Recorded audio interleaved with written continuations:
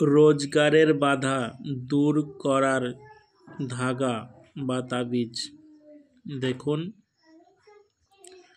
লাল কিতাব বই থেকে নেওয়া খুব শক্তিশালী এই যন্ত্র বা তাবিজটি, নকশাটি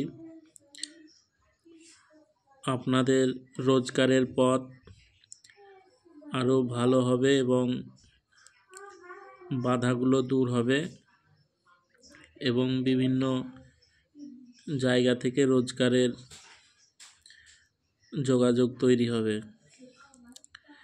বিধি: শুক্রবার দিনে স্নানাদি সমাপন করে স্বচ্ছ হয়ে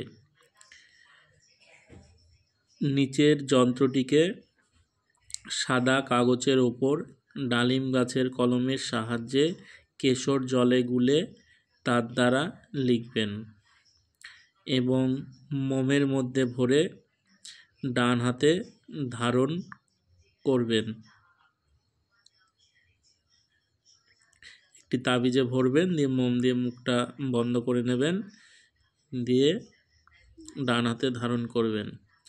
তার প্রভাবে রোজগারের পথ প্রস্তর হয়ে যাবে এবং সর্বপ্রকার বন্ধন ও বাধা সমাপ্ত হয়ে যাবে এবং রোজগার ভালো হবে, কোনো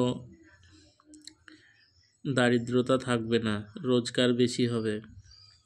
আপনারা যা রোজগার করছেন তার থেকে আরও বেশি বেশি রোজগার হবে এই যন্ত্রের প্রভাবে। খুব শক্তিশালী যন্ত্র, আপনারা ব্যবহার করে দেখুন, উপকৃত হবেন। অনেক সময় গ্রহের বাধার জন্য কাজের যোগাযোগ ঠিকমতো হয় না বা কাজ পাওয়া যায় না। এই যন্ত্রের দ্বারাই রোজগারের যত রকম বাধা থাকবে সব বাধা দূর হবে এই যন্ত্রের মাধ্যমে। আপনারা ব্যবহার করে দেখুন, খুব উপকৃত হবেন। সবাই ভালো থাকবেন, সুস্থ থাকবেন।